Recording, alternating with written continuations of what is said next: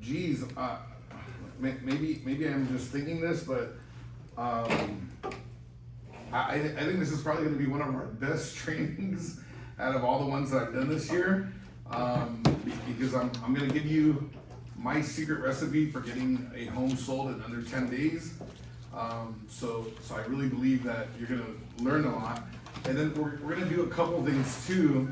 I'm going to teach you two things that are really important with listings. So please make sure that you write this down and follow along. The other thing is it's the first time that we're actually recording this training, because yesterday I had two agents tell me, how come you guys don't record it? I'm like, oh, all right, we'll record it for you, and then you'll be able to watch it later. So, and once we have it uploaded, I'll tell you where to go to see it. So, anyways, please, like I said, take a lot of notes and pay attention, because you're gonna learn a lot. At least the first two things I'm gonna share with you are gonna be pretty important. So, the number one thing at selling a listing is becoming a master at pricing, right? So you gotta know the comps, and then I'm gonna tell you that in this market, 9 out of 10 times, whatever number you're thinking right now, you're probably 50,000 too high. So if you're talking to somebody and you're like, oh, I think your house is worth $1 million, I would say to recommend pricing it at about 950, just because a lot of listings are sitting out there right now. So the comps that you had 60 days ago, that they're not the comps for today, right? You gotta take into account that a lot of people are on standby because of what's happening in Iran, and the rates have inched up a little bit, even though they dropped below 6 a couple weeks ago. They are now back above 6. So you gotta become a master at pricing. And how do you do that? Well, many years ago, I actually paid, I could say her name because I paid her. I paid Dana Park. She was does anybody know what an REO is? It's home, bank-owned properties. Okay, all right, bank owned. And do you know what REO stands for? I forgot. So what it stands for is real estate owned by a financial entity or private lender. So that's what an REO is. But yeah, simply put, it's a bank-owned property. So if you'll follow along, I'm actually going to teach you how to do comps in less than probably 3 minutes right now. So if you guys will follow along, this is what Dana Park, she suckered us all in. About like 12 of us, charged us $500 each, and then an hour class on how to do comps the way you would comp out a bank-owned property. So I'm just gonna take, I'm gonna go with a house somewhere nearby and come up with a number. So first off, what you wanna do is you wanna go into the search and go to detail. You wanna select coming soon, active under contract, pending, and closed. Now the MLS defaults to 180 days, but most appraisers are gonna tell you that they go down to 90 days. And especially in this kind of a market, if you're gonna do comps right now, I would really push to maybe do 60 or 30 days, just because of all the changes in pricing that are happening in the last 30 to 60 days. So, but we'll keep it at 90 for this situation, right? Let's see. Maybe we could do this. Actually, let me go backwards. Let's do this. Let's go and look up a property that we've recently sold, and then we can comp that out. So let me go here.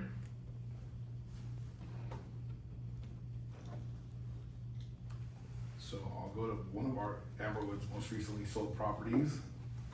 Maybe it's changed in price. Here, I'll go with, let's go here. All right, let's do 909 Peaceful Lane, San Jacinto, California. So one thing that you want to remember is the 4-bed, 2-bath count, 1,872 square feet, and you want to remember the address. So what I do is I open a second window and I do 969 Peaceful Lane, San Jacinto. just so I have it there and I don't forget it. So then I come back to matrix, and like I said, we go to search, detail, I go to coming soon, active, active under contract, pending, and closed. And what I do is I change that 180 to 90. Most of your appraisers are gonna do that. So then I come down here to city, and I do San Jacinto. And then the square footage is 1,872. So what I like to do is, here I go to living area, and I'll just say, so I'll go 1,750.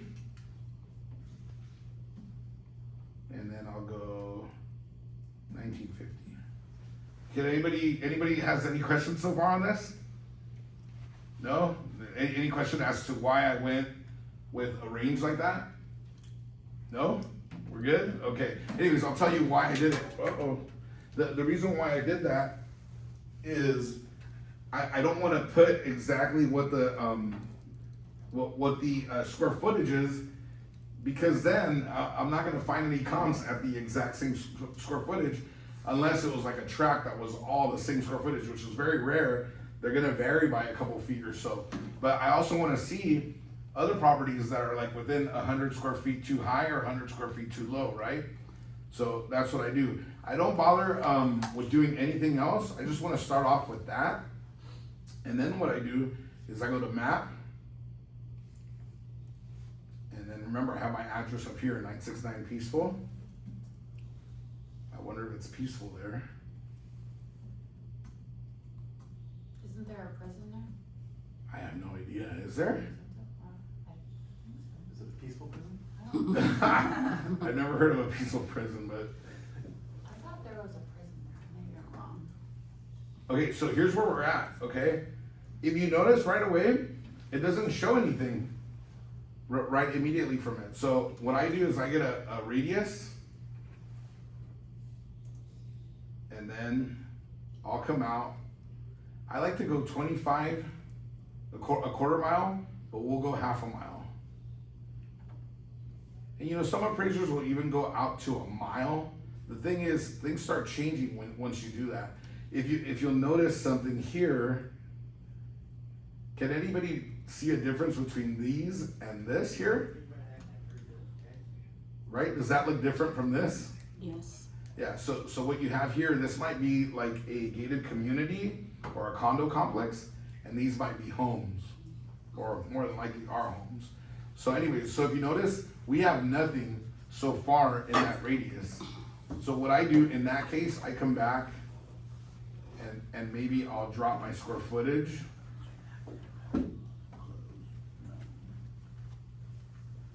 And then maybe I'll increase my square footage to, all right. Okay, see that? Now I got 4 results, and I didn't have to change my map around. So, oh, what's going on? Do you have hold on too? No, I don't. What is going on? How come I'm not?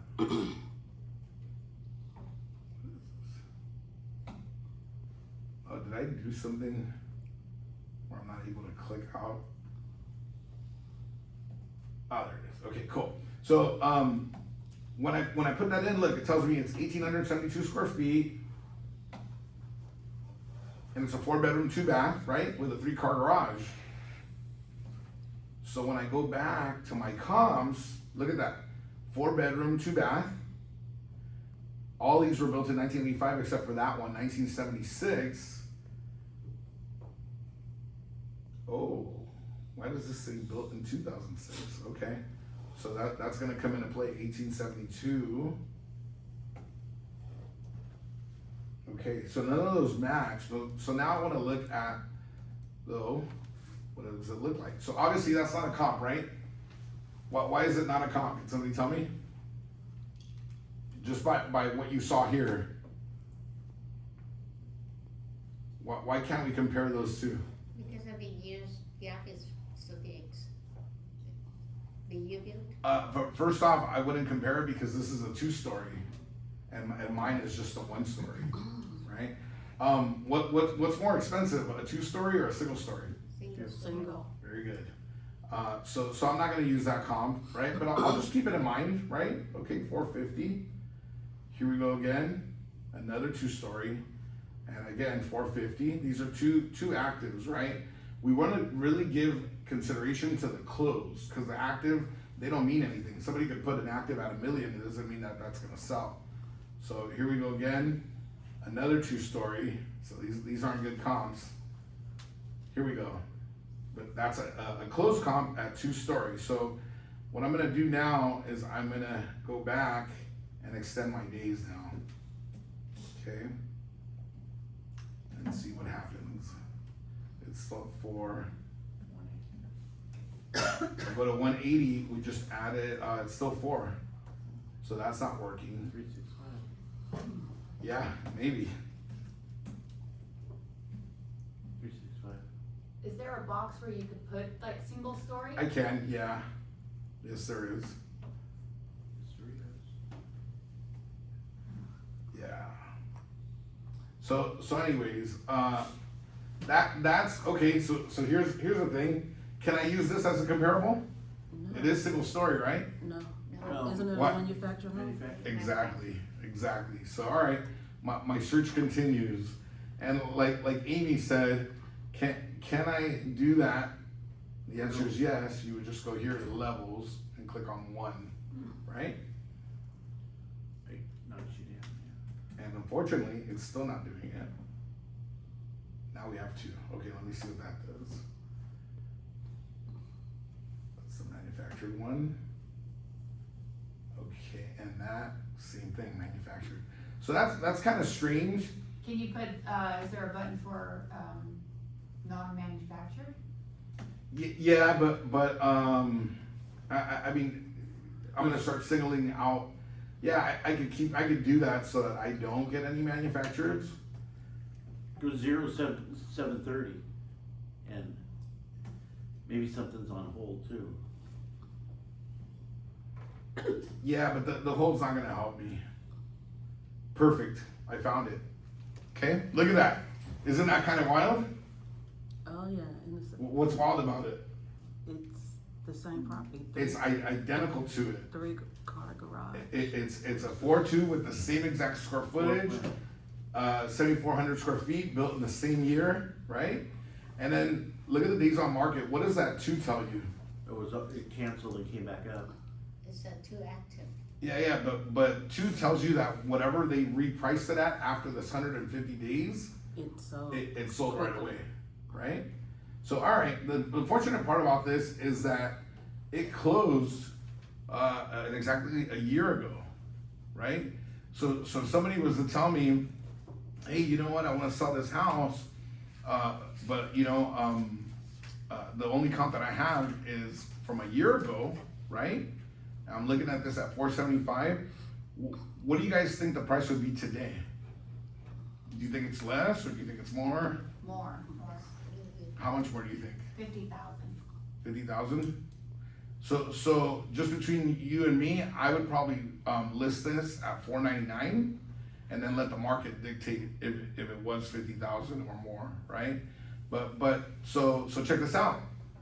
So what I like to do if I go on a listing appointment, this is a little bit on the side of what we're talking about marketing, but the pricing is so important, is check this out. Zillow says 485. So you know what I do? I take a screenshot of Zillow, right? And then I also take a screenshot of what Redfin thinks. 493, right? And then I show the seller the comps, which unfortunately we only have one at 475 from a year ago, right? But then I say, hey, I'm recommending 499. I do believe that it is probably worth a little bit more, but I'm really suggesting that we list it at 499, right? Remember what we said about pricing right now. It could be that it could be worth 550, but whatever number you're thinking, you want to go back about 50 grand because the market is kind of shifting right now, right? So anybody have any questions about what we just did? Yes, sir. You could give them a realist average too for realist tax, right? You Like can. They got a range from low to mid to high. Absolutely. And you know what? I actually bring out that printout too, and I show them, and I tell them, look, I've never been in your house, and neither has this robot, and the robot's never going to come in, but I am, so I could better give you an idea of what it's really worth. Realist has been doing this to me, like on the first login. Okay, cool. Here, we'll see what it thinks. Hello. Ay, ay, ay.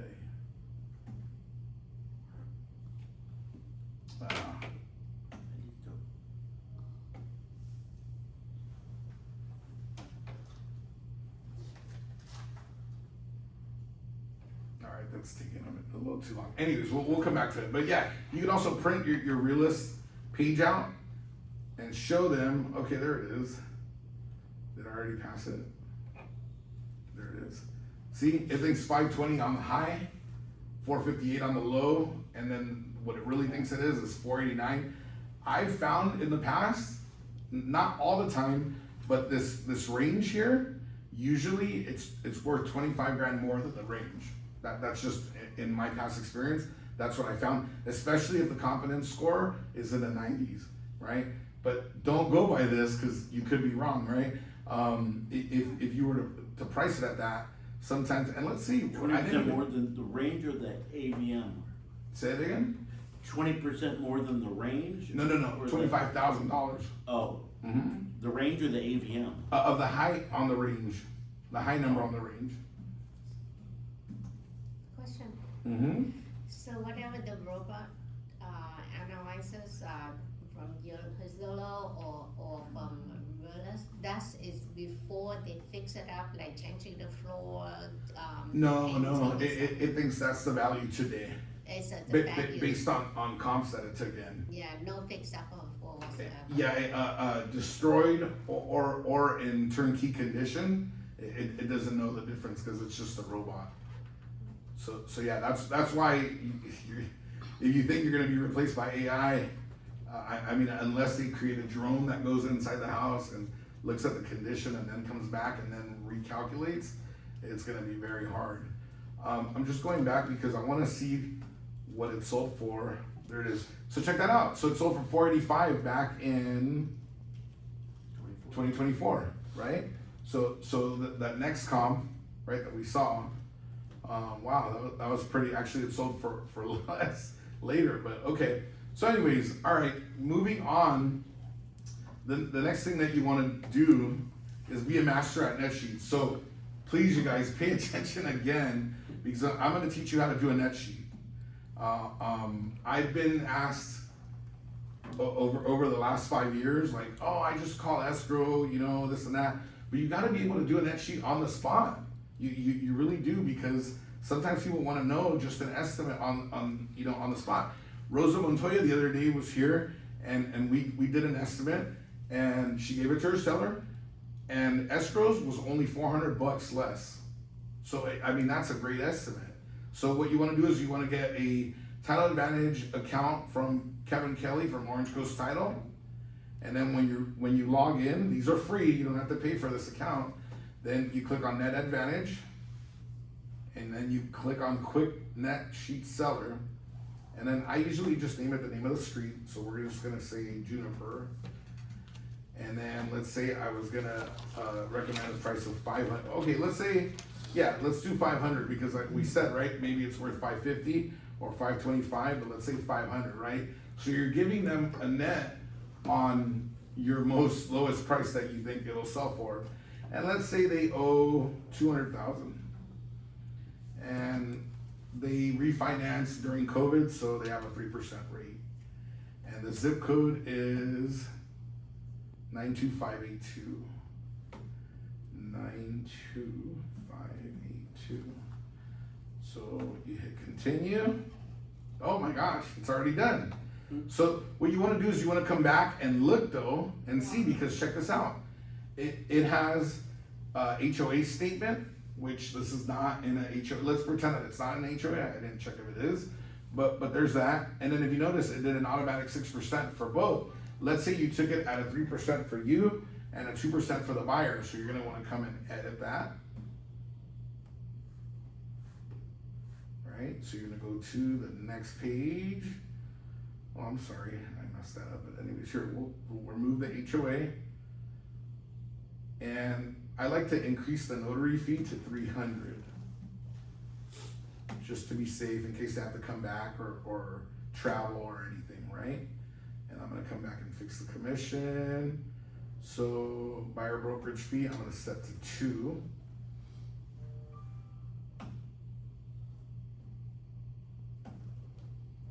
And there you have it.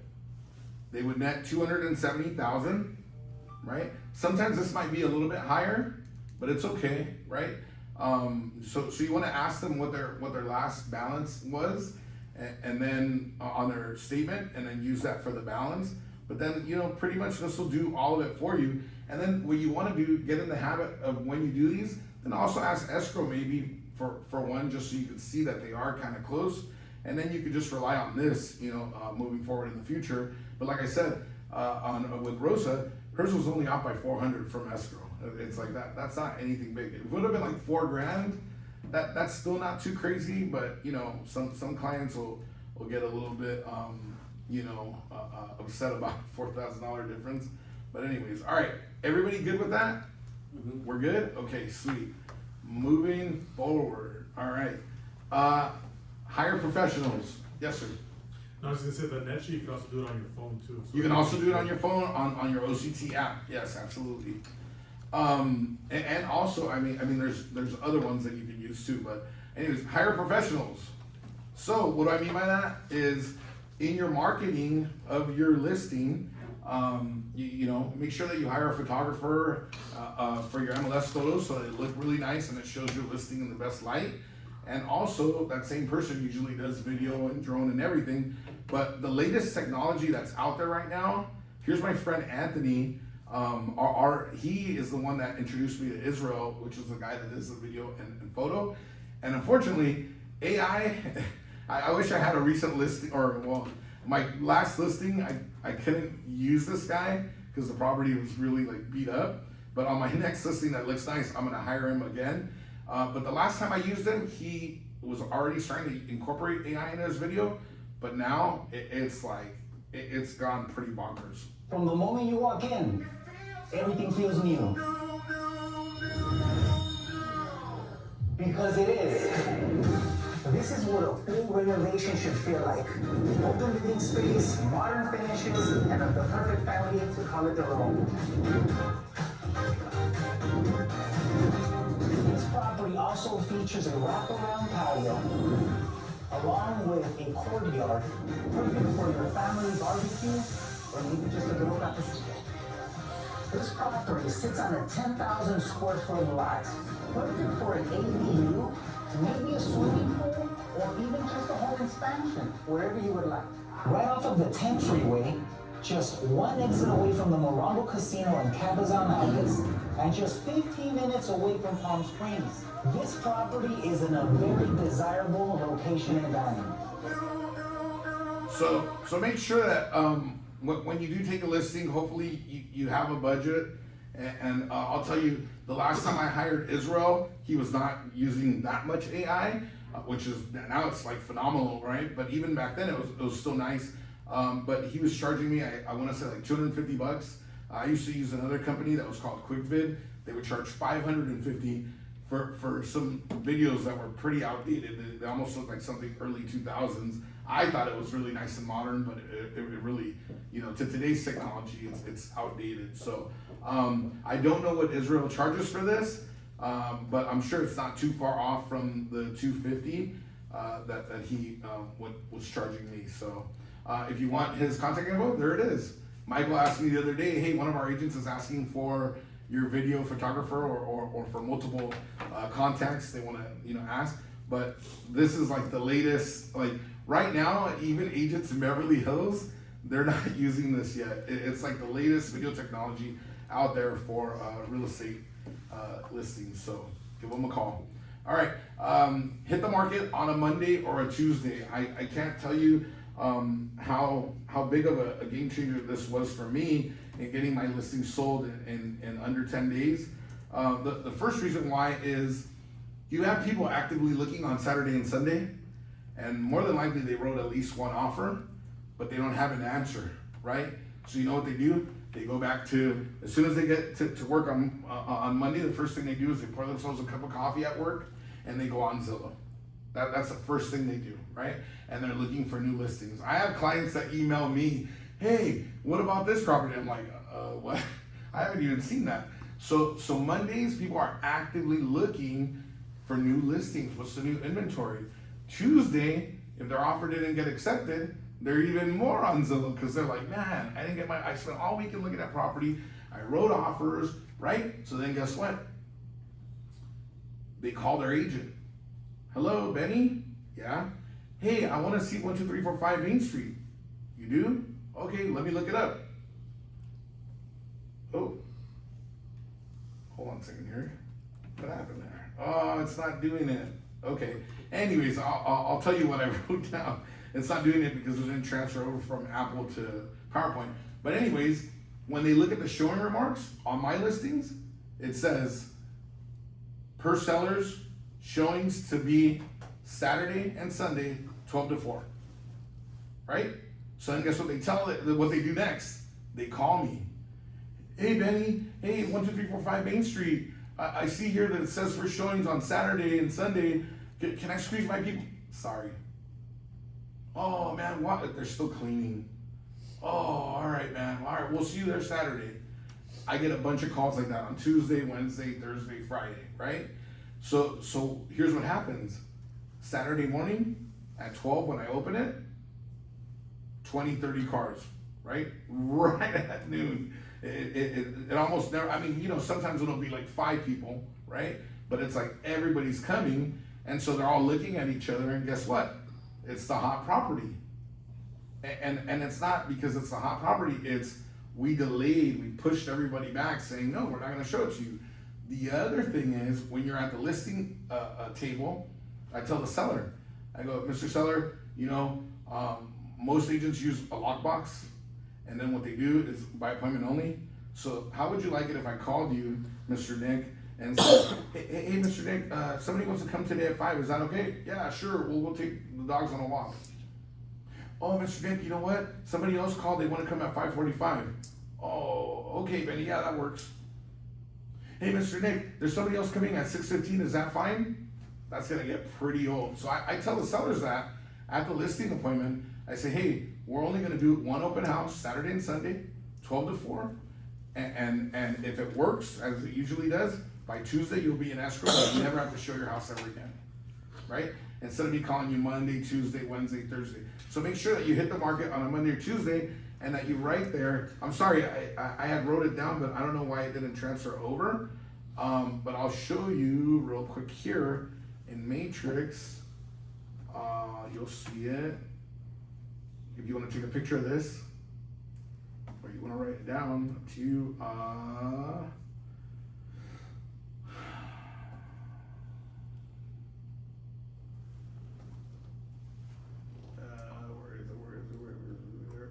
There it is. Okay. Oh, you know what? I probably didn't write it on there. No, I didn't. No. I'm sorry, you guys. Give me a sec here. No, that wasn't even it either. Ay, ay, ay.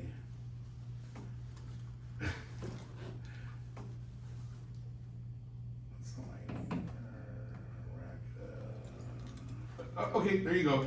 First showings to be at open house, 426, 11 a.m. to 4 p.m. You don't have to explain yourself, right? And if they call you, you just say, oh, you know what?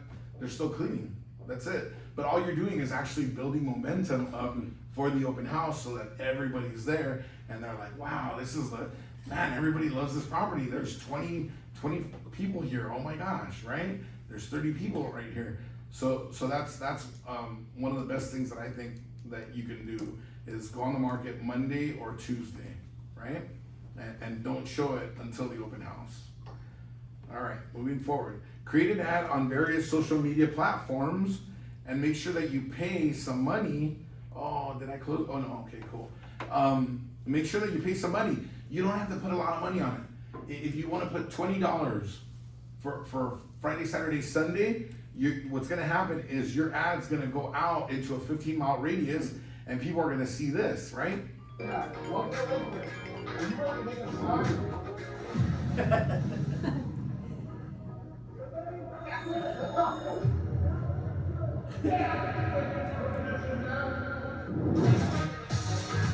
This is the same guy, Israel, but this is last year.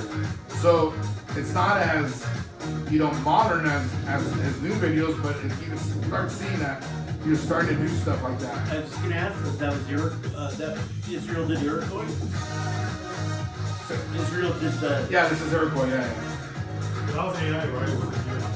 No, I did jump in, yeah, I did. But check this out. I told him, I said, hey, can you do a shot with a drone from the entry to the backyard? And he goes, don't worry, I got something better. I don't even have to use a drone. He uses his camera. But watch it right now. You'll see. It is so cool what he did. It went from day to night, right? And I know that's like AI stuff too. So, all right. Anyways, I'll pause that. But I want to show you. See, how much is this there in Spanish? How much are you asking for this beautiful home, right? What? No way. Did you jump into that pool? Let's see if I can bring you a buyer. That's an agent, right? Cannonball next time. I live, share a room with friend. I don't know what that. Somebody said pretty dumb. Whatever. Amazing man. Got our attention. I love to see the area in Chino Hills. So anyways, love cruise. More info, please. Right? I didn't represent a buyer on this, but we did end up selling this for $35,000 over asking, and on exactly 10 days on the market. So all we did was a Friday open house, and we did Saturday and Sunday open house, and that's what 3 got it. days? So say that again. 3 day open house? 3 days. Yeah, we did a night. Oh no, did I close it? No, I didn't. Okay, good. Yeah, 3-day open house. So here's the other part. So have a neighbors only twilight open. So on Friday, what we did is we ended up putting it public so everybody knew, but we invited just the neighbors, and I spent about $250 on beer and champagne. But we invited all the neighbors, so all the neighbors in the immediate area, not all of them, but a lot of them, came out, and I got to, introduce myself. I gave them, I like to give out Super Lotto tickets, so I gave them a $2 Mega Millions Lotto ticket, and gave them a glass of champagne or a beer, and the lights were on, it was nighttime, and then the pool was changing color, and so it was great, just for 2 hours, and guess what? I get a call the next day, and the agent says, hey, my client won the lotto and she wants to buy the house now. And I go, no, get out of here. He goes, no, she won $8, but she'd like to put that towards the down payment. And guess what? She came to the neighbors only open house because we advertised it as public, and she hung out for like 2 hours drinking champagne and everything. Her husband didn't see the house till Sunday, but they made an offer, and they were the highest offer, $1,035,000. So invite the neighbors, because you know what? Every listing has a buddy, sometimes two. So, all right, you want to door knock 100? Yes, sir. Back to Israel's name, right? Yes. So I remember from another one you did, you could add like virtual furniture to the. Yeah. Now, but conversely, like let's say you got a bit of a hoarder, and you want to take nice pictures, but it's like, wow, can you subtract? I think he's able to subtract too. So he can make a room without all the junk? I think he can, yeah. Okay. If I'm not mistaken, we talked about that one time. Oh, He said okay. he's able to Wow. do that. But if you notice Anthony's video in the beginning, Mm-hmm. that living room was empty, and then it got filled with furniture and even sat on the furniture. Yeah. So it'll create an AI of you, and then do that. It'll make you sit down or walk. Notice he was standing. I think that's really him at the end, or maybe not. Maybe it's AI, but he's standing next to Marilyn. So yeah. Did you have to disclose too, like if it's a conversely one, like No. home is really not like it's really not, it's empty. Yeah, no, because remember, this is just gonna go on your social media and your marketing. It's not gonna go in the MLS. In the MLS, you do need to disclose if any of the pictures were virtually altered. Like some people will virtually stage now, Mhm, right? mhm. So you do have to note that and put the original way it looks and then the altered picture, right, to be in compliance.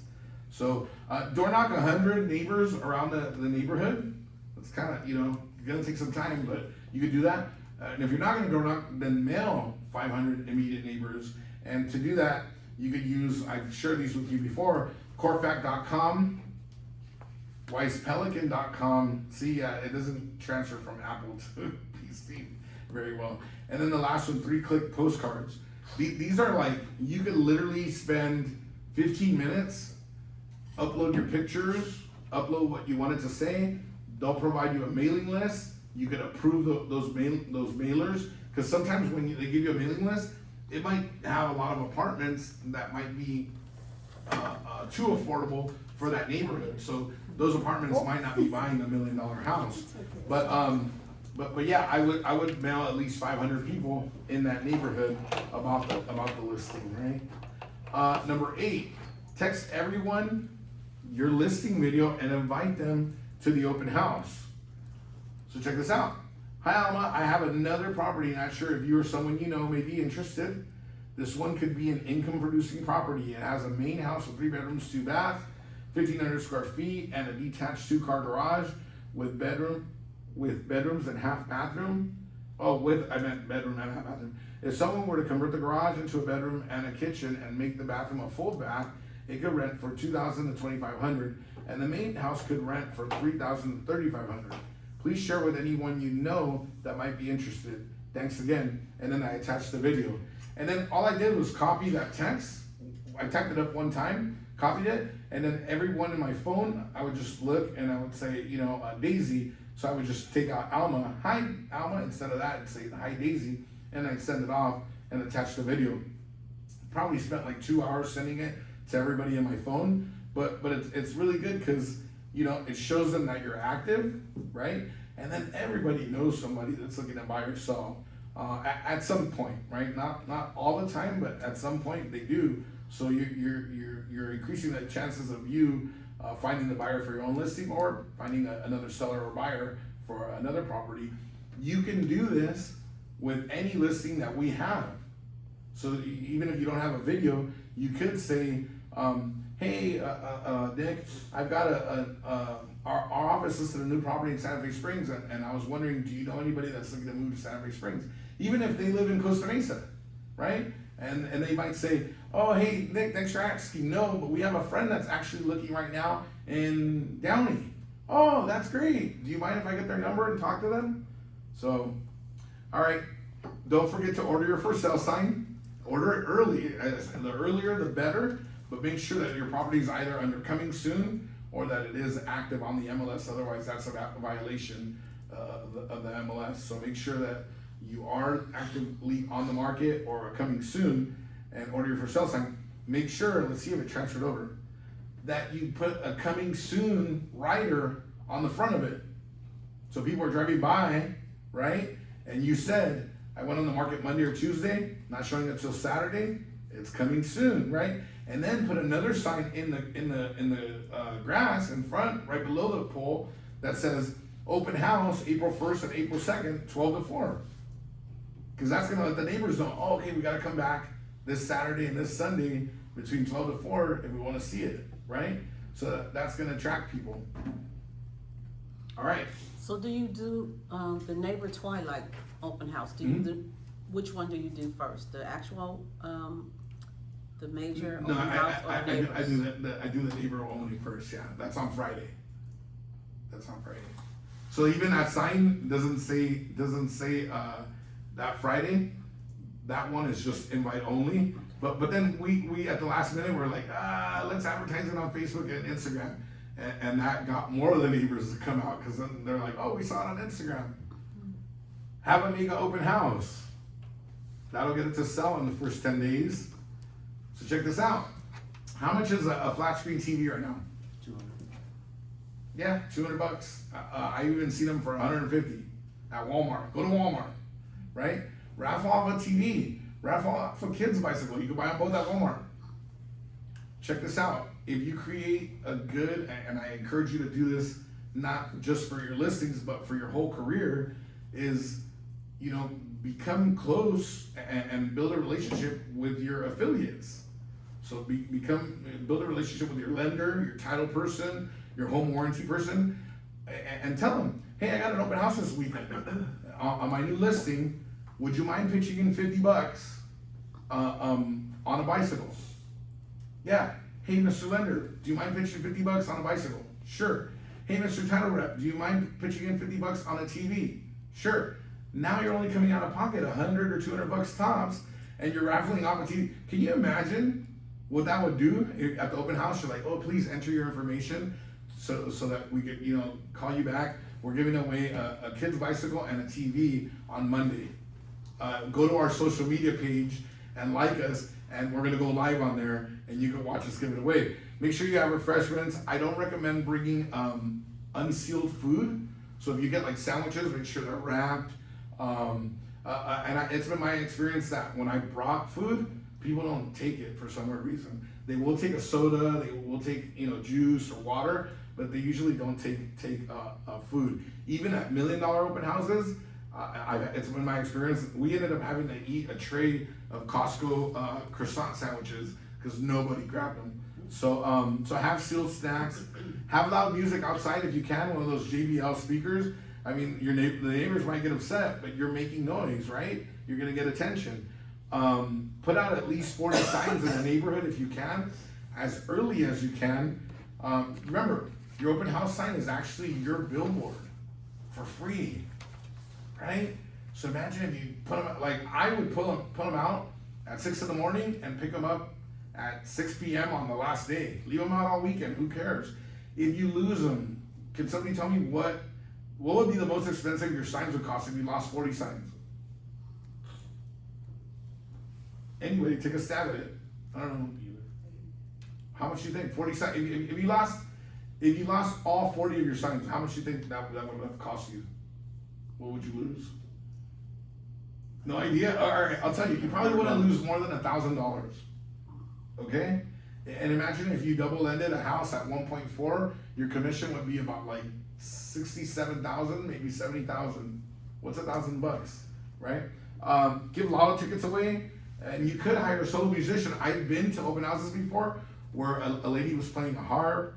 I've been there where a guy's been playing a guitar by himself. So, you know, do something different to stand out. How about that?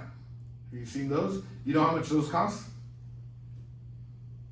This one with the error thing and everything and done to look just like you, $600. And imagine it's going like this, right? You've seen that, right? You get the blower too? Yeah. The stand Everything. that puts the air in it? Correct, yeah, everything. So what's the most important thing? Can anybody tell me? Aside from getting the home sold in under 10 days, what's the most important thing? Marketing, No. The most important thing out of all of it. Getting the listing. pricing, Getting the listing. No, you already have the listing. You're marketing it. pricing. Well, we said that in the beginning. I'll tell you, the most important thing, let's see if it transferred over. Oh, it didn't. Wow, that's terrible. Clean the house. Oh, there it is. Let's see if is lead capture. Yeah, see, it didn't come through. Is to lead capture and get the home sold, right? Does everybody, what do you guys use for open houses, like for people to sign in or to get the people's information? Registry. You use a registry? Anybody else use anything different? No? So everybody uses just a registry? Here's what I use. I use Open Home Pro. It's free, and you can probably pay for like an updated version, or sorry, a more like a nicer version of it. But for free, guess what it does for you? It takes their information, it emails you at the end of the open house, and then it keeps sending them messages throughout the week. Hey, just wanted to see, did you find anything else this week? Did you look at any other homes? It does that for you. You don't have to do it. And when they get there, you go, hi, welcome. Can you please sign in? And they hit that. And it says, what is your name and email? So we can just say like Wendy, and email. Let's see if they'll take it. Next. Oh no. Here. Just trying to show you what it asks.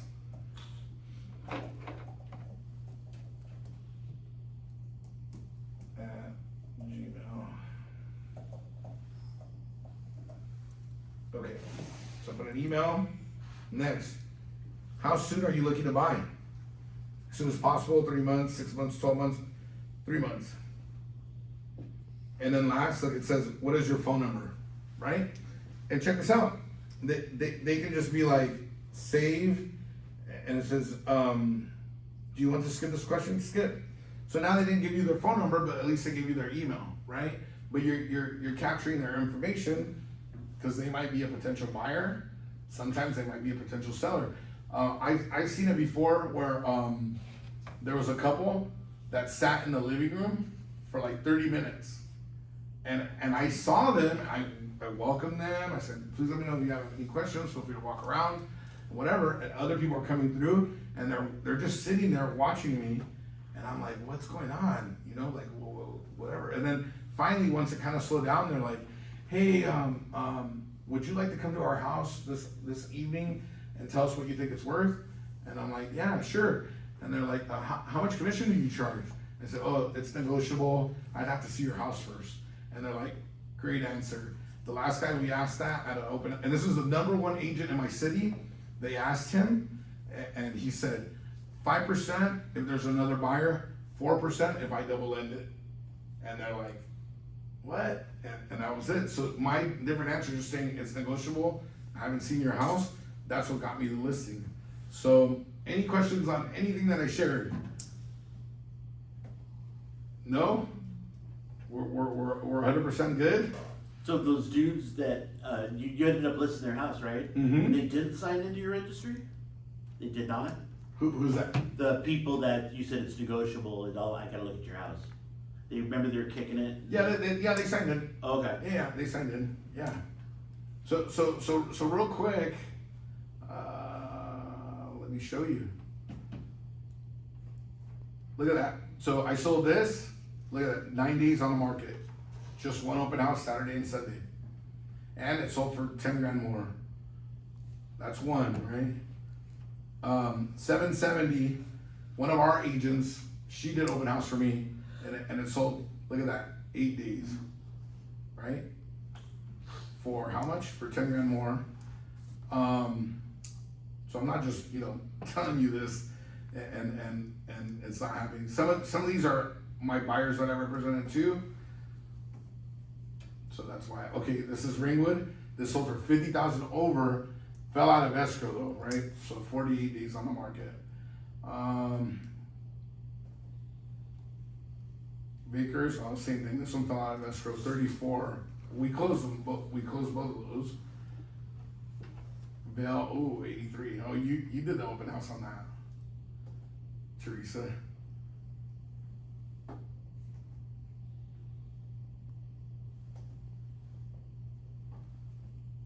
Look at that, 8 days on market. I actually represented the buyer on this, right? So 8 days. Redondo hit the South Bay. Yeah.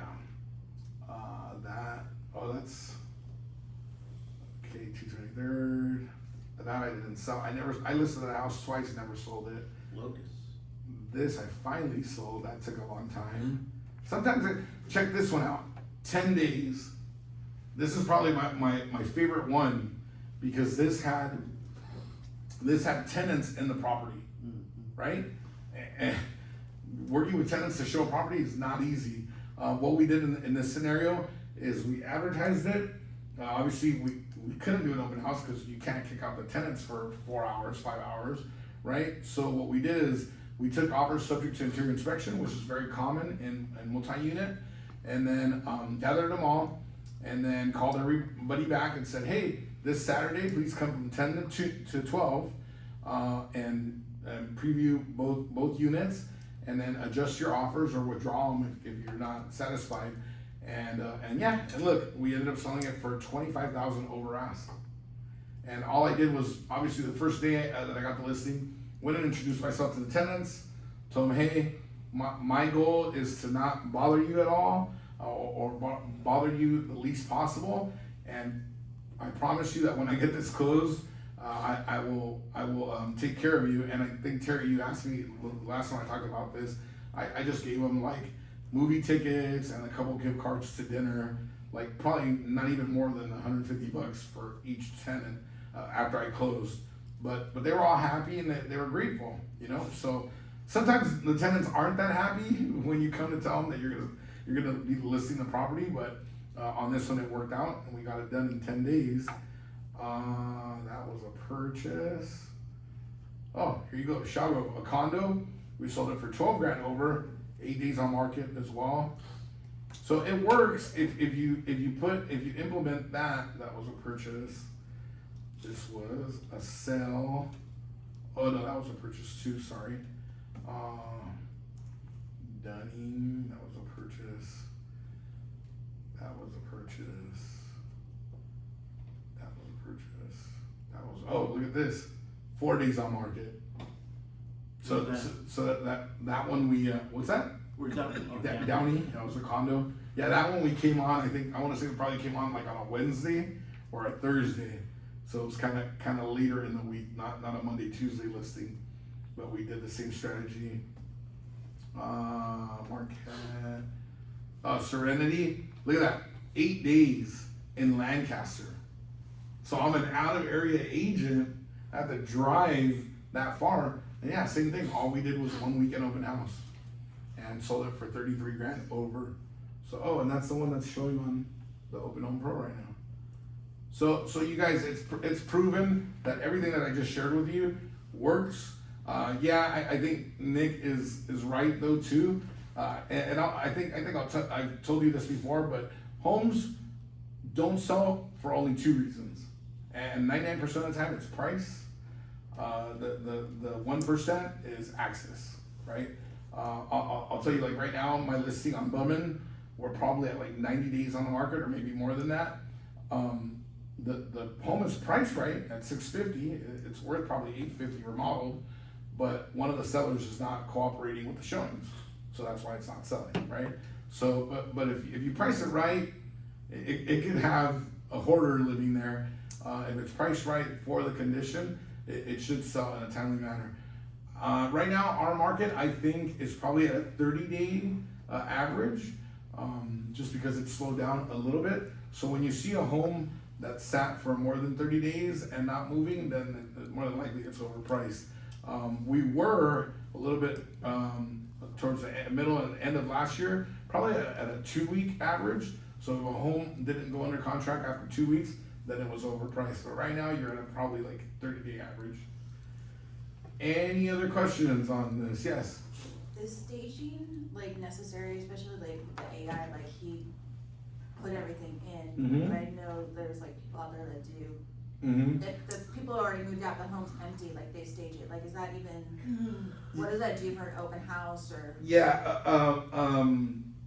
I've been called the last 2 years by the same stager, and it hurts me every time. I don't tell her the whole thing, but